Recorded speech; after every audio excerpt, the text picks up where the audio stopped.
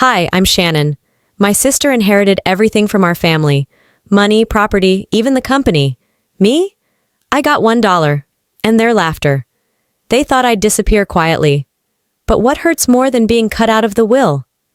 The years of subtle betrayal before that, when I was still hoping they'd see me. Why did they come back only after I built something on my own? The lawyer's office smelled like polished leather and quiet resentment. The air conditioning was set too low, like it was trying to keep emotions frozen. I sat between my mother and Darlie, both of them stiff with their usual poise, pretending this was just another formal occasion. I didn't expect anything monumental. Maybe a framed photograph or a cufflink box, some nod that I wasn't invisible, but I wasn't prepared for what came next. To Darlie Reynolds, the attorney said, eyes on the paper, voice smooth and professional. The estate at Malibu, the full value of the Reynolds Trust, and all controlling shares of Reynolds Furnishings. Darlie's face didn't move.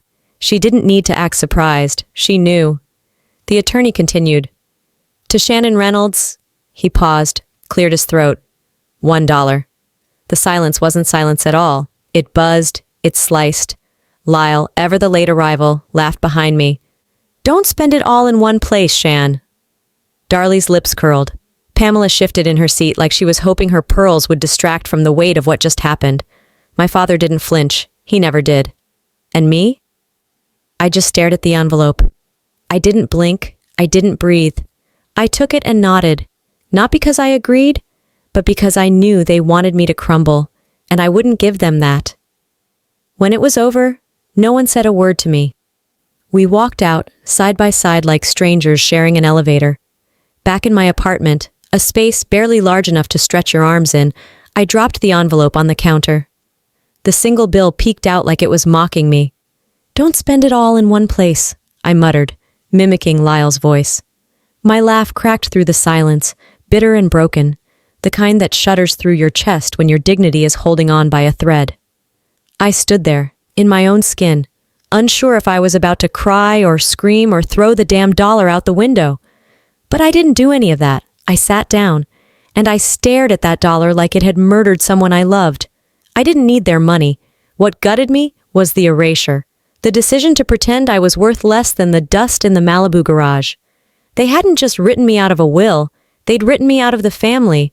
I used to think being quiet made me safe, that if I didn't ask for too much, they'd find a way to love me a little. But maybe silence just made me easier to ignore. There was a part of me, small, tired, but still burning, that whispered something different.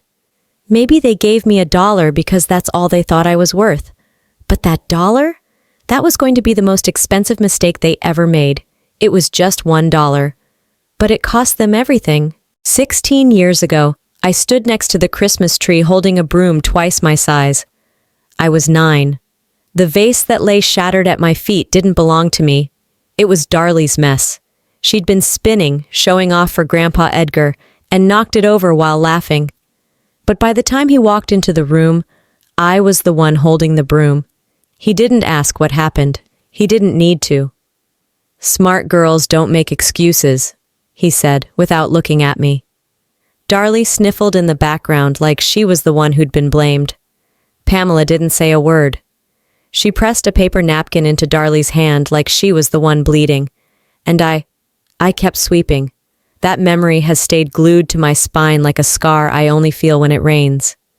Now, years later, I sat alone in my apartment, fingers scrolling past endless emails and notifications, until one message stopped me cold. Pamela. Sweetheart, we've been thinking of you. You should come by. No subject line, no apology, just that sugary tone she used when she was buttering up people for church fundraisers or scolding me with a smile. I stared at the message for a while. I didn't respond, but I didn't delete it either. An hour later, my phone rang. The name lit up the screen like a warning sign. Darlie. I let it ring once, twice. I should have let it go to voicemail. But something in me, it wasn't curiosity, it wasn't hope, just something stupid and human, made me answer. Her voice was smooth, sweetened with fake nostalgia. Hey, Shan. I've been meaning to call. I know Grandpa was old school, but I always believed in you. I didn't answer. She didn't expect me to. I have this idea, she continued. Something we could build together. You and me, sisters again. What do you think? That last part hit a nerve I didn't know was still exposed. We're still sisters, right? I could feel the heat rising behind my ribs. My throat tightened, but I kept my voice even. Funny, I said. I didn't know sisters came with inheritance clauses. There was silence on the line for a breath too long. Then Darlie laughed, light, casual. Don't be like that, Sean. We're family. That's what matters, isn't it? She hung up soon after, like she always did, right before things got real. I didn't block her. Not yet. I wanted to see how far they'd go. Later that night, I poured a glass of wine and sat with the dollar bill on my kitchen counter again. That stupid, crumpled insult. They want access, not me, I whispered to myself, and I don't owe them what they refuse to give. I wasn't angry anymore, not in the loud, messy way. It was colder than that now, clearer. When someone leaves you with nothing, and then shows up with a smile, you wait to see where the knife is. At first, it was a typo, a tiny hiccup in a product inquiry from a regular customer. They referenced a listing I hadn't posted. Not yet. The SKU, the description, it was mine, down to the punctuation. But it had shown up somewhere else, under someone else's name. I thought it was a fluke, maybe a scraped listing or a lazy copycat. But then a second customer mentioned it, then a third. I dug deeper, and what I found chilled me. The back end of my platform had been accessed. Exported files, customer lists, product drafts, all pulled from a login I hadn't used in months. But I recognized the IP, Lyle. Months ago, he'd offered to help with a plugin bug. You really should keep your site up to date, he said, as he leaned over my laptop with his smug little brother face. You're smart with business, but tech? That's not really your lane. He didn't fix the bug. He planted one. I didn't scream. I didn't punch a wall or send a rage text. I stared at the screen until my vision blurred, and all I said was, so this was always the plan. They didn't want me back. They wanted back in. 2 days later, a text from Pamela lit up my phone like a trap in a gift box. We'd love to have you for dinner this weekend. Just us. Like old times. Like old times. When I got the broken piece of pie and they got the credit. When I bit my tongue so hard I still remember the taste of blood. But I went, because I wanted to see them try. I wanted to look them in the eye and watch them lie. The house hadn't changed. Same expensive rugs, same fake warmth. Darlie wore her default smile, like a politician 2 weeks from indictment. Lyle gave me the usual too loud greeting. Charles nodded, distant but aware. Pamela hugged me like nothing had ever happened. Dinner was scripted, safe. Until the plates were cleared and Charles brought out a manila envelope. He placed it beside my wine glass with the same ceremony as a proposal. We've been thinking, Darlie began, smoothing the corners of the envelope, that now would be the perfect time to unify the family brand. I didn't interrupt. I let her talk. You'd keep 40%, of course. We're not unreasonable, she said, laughing lightly like this was a casual chat over brunch. But it only makes sense to bring it under one umbrella. We'd each take 15%. You'd still lead. I folded my hands on the table and said nothing. Charles added, it protects the company from risk, consolidates legal exposure. A smart move. Pamela's smile didn't flinch. You've done amazing, sweetheart. And now it's time to think bigger. Think family. I opened the envelope, skimmed the document, took my time, then I pushed it back across the table. You mean I work while you collect? Darlie's smile faltered. That's not fair. No, I said, standing. What's not fair is stealing my data, repackaging it, and then asking for a cut because we share blood. Pamela whispered, Sean, don't be emotional. I'm not. I'm done being emotional. I picked up my purse. You want more dressed in dinner napkins? I looked at each of them, letting the silence do what my words couldn't. I'll bring fire in a silk dress. The envelope was thick. Certified. My name stamped across the front in block letters. It came on a Tuesday, just after I'd wrapped up my shipping schedule for the week. For a moment, I thought it might be something from a new supplier. It wasn't. I opened it on the kitchen counter, beside a cup of half-drunk coffee and an open laptop still logged into my sales dashboard. The legal header hit me first. The words that followed hit harder. My family, my mother, my brother, my sister, had filed for temporary conservatorship over my business. The reason? Alleged mental instability, past depressive episodes, erratic isolation. They had used my darkest seasons as ammunition. I reread the document twice. My hands didn't shake. My chest didn't rise too fast, but my mind went very still. They hadn't cared when I cried in the shower so no one would hear. They hadn't shown up when I couldn't afford groceries or when I sold my sofa just to cover rent. But now that the numbers were real, now that the business had weight, they said I needed protection. I called my attorney. I need you, I said. We're burning this down, legally. He didn't ask questions. 2 days later, the real bomb dropped. A brand launched online. Reverse. Same font, same color scheme, similar product photos, some of which I recognized because I'd taken them on my apartment floor under natural light. The tagline was almost word for word mine. Clients started emailing me. I just bought this from your site, but the receipt says reverse. Is that a rebrand? I didn't respond right away. I just clicked through every tab, scanned every listing. The inventory was mine. Modified, repackaged, but mine. This was no longer a family drama. This was corporate theft. I sat in the dark for a few minutes, listening to the hum of my refrigerator and the rain ticking against the window. Then I got up and turned on every light in the room. No more reacting, no more speeches, no more dinners. I filed the trademark paperwork that night. The next morning, I forwarded screenshots, URLs, back-end logs, and emails to my legal team. I made a private folder with every recording and text they'd ever sent me, especially the one where Darlie said, "We could just use your framework. You wouldn't even have to change the code."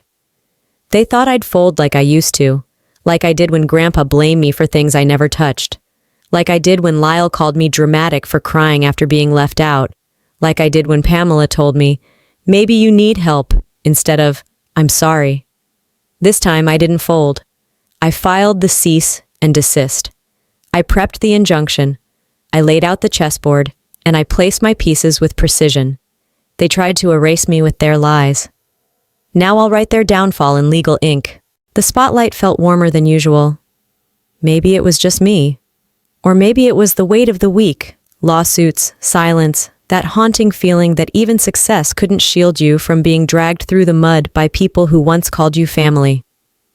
I stood on stage at the San Diego Women Founders Conference, mic clipped to my collar, a screen behind me flashing a slideshow of humble beginnings, my first sale, my cramped living room warehouse, my team of 2 back when we couldn't afford next-day shipping. The audience nodded, clapped, laughed where they were supposed to. They saw resilience. They heard hustle, but I knew what came after the applause, always. During the Kwanda, a woman in the back raised her hand. Sharp suit, oversized glasses, confident stance. Her name tag read M. Rivers, but her voice... "You talk a lot about resilience, Shannon, but isn't your entire narrative built on a lie?" I froze. She continued. "Isn't it true that the business model, branding, even the product lines were inherited from your family's legacy? And that you've painted yourself as a victim for sympathy points?" Gasps.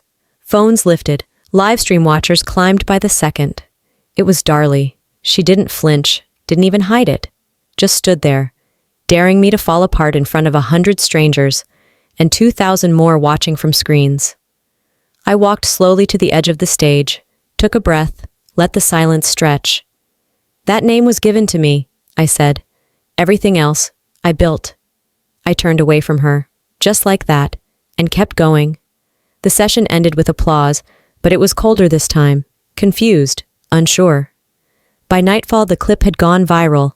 #family fraud, #sister scam. Some called me brave. Others called me a manipulator. A few took Darlie's side without blinking. 2 days later, I got the paperwork. They were suing me for defamation. According to the documents, I'd intentionally misrepresented family ties for commercial gain and maliciously slandered individuals for personal branding. My hands didn't tremble this time. "They lit a fire in public," I told my lawyer. "Let's see who burns." We met in his office that afternoon. I brought receipts, recordings, emails, video from the dinner, screenshots of the fake brand. He sat back in his chair when I laid out the legal folder labeled Reverse Scheme. "This," I said, tapping the stack, "isn't personal anymore. It's strategy." I was done apologizing, done explaining, done hoping they'd stop. They thought I'd crack under pressure. But all they've done is make me fireproof. It started with the pings, one after another, like popcorn in a microwave, too fast, too loud, too many. Notifications flooded our system before my first cup of coffee even had a chance to cool. "Shannon, something's wrong." My marketing assistant's voice cracked through the hallway. "You need to see this." Negative reviews had exploded overnight. Pages of one-star ratings filled the dashboard. Most were from usernames I'd never seen before. Comments were vague but vicious. "Fraud," "Liar," "Scam artist."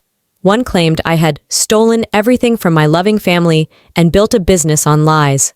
I didn't flinch. "This isn't a smear," I said. "It's a campaign." We traced the activity, IP logs, posting patterns.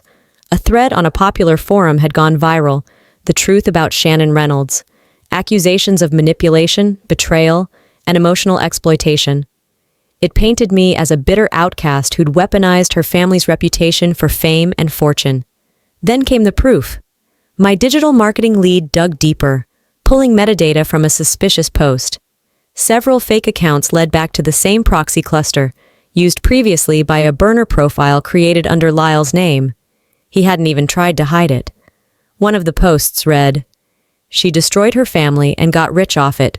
Typical." I read the comment out loud and whispered to no one. "No, they destroyed themselves. I just stopped cleaning up after them." That same night, I sat across from my attorney in his dim-lit office, surrounded by papers, timelines, and a folder now thick enough to thud. Business defamation, cyber harassment, attempted corporate sabotage. "We have enough," he said. "I know," I replied. "File it." We issued a public statement the next morning. Clean, direct, unapologetic. The headlines that followed weren't what they hoped for. "Entrepreneur fights back, Shannon Reynolds. Files suit against family for coordinated online harassment." The courtroom smelled like cold air and bitter history. Lyle sat on the other side of the aisle, pretending to be confused. But the evidence was indisputable. Chat logs, transaction trails, posts with timestamps that matched the hours he was offline.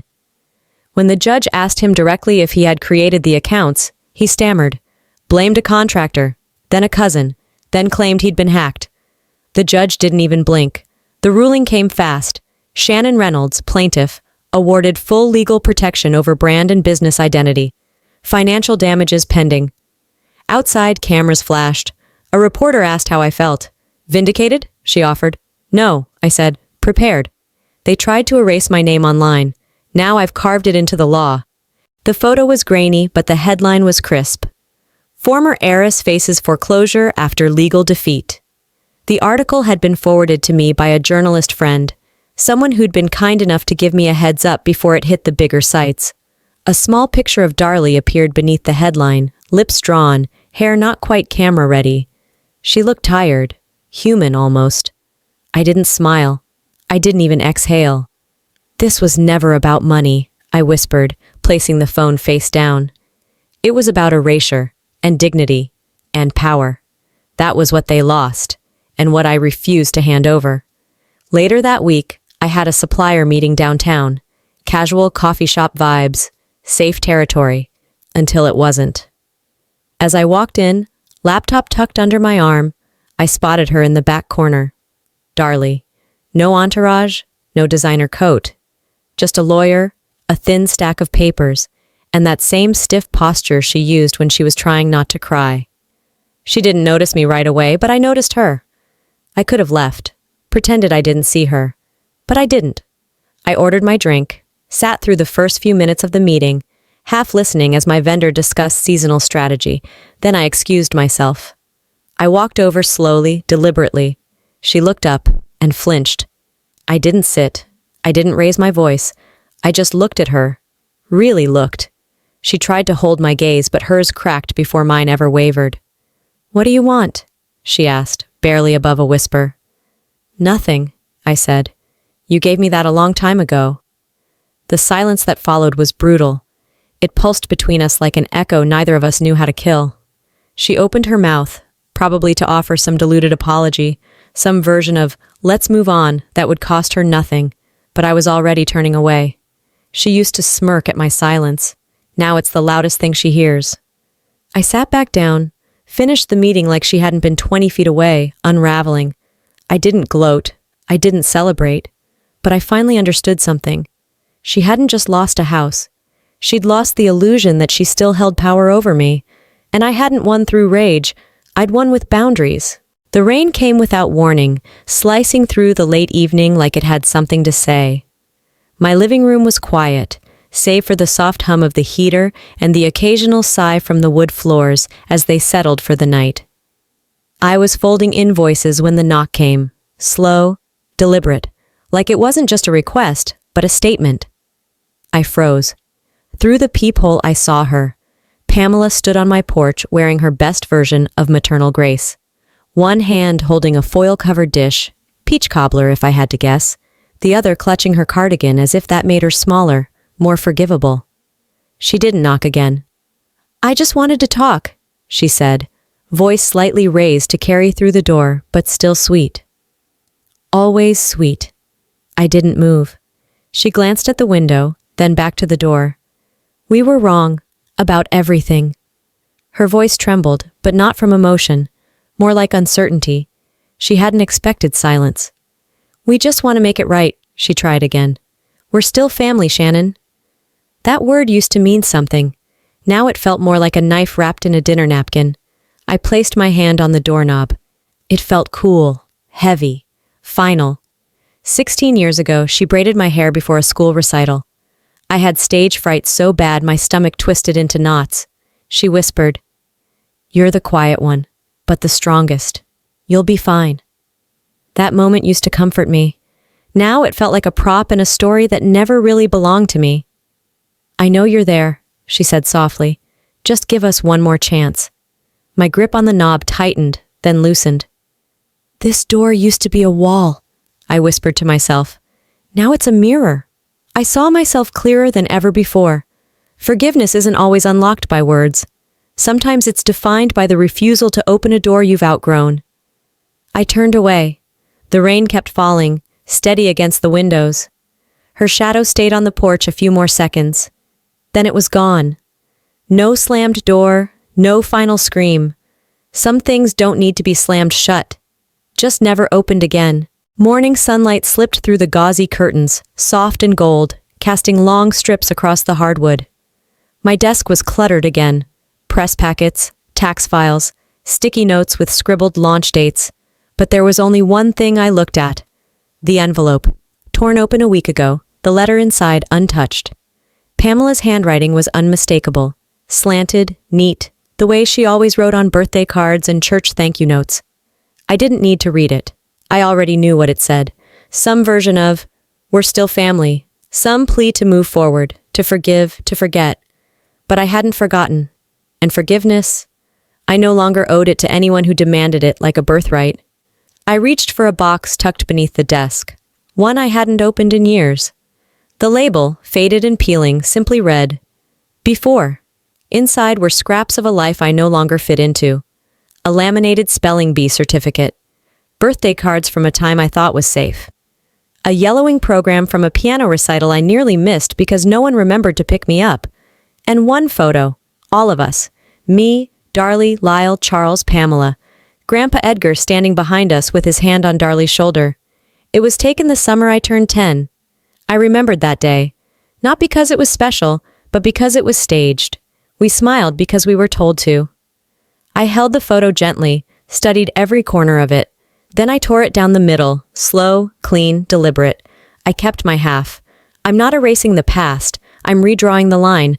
Closure doesn't always come wrapped in a perfect apology or a tearful reunion. Sometimes it arrives in silence, in a door that stays shut, in a photo torn in half. I don't hate them.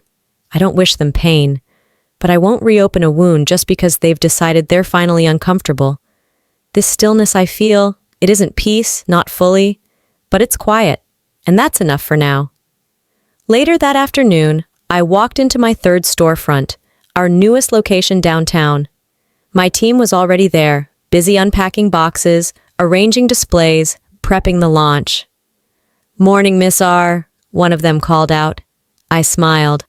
"I built this from $1, I said, mostly to myself.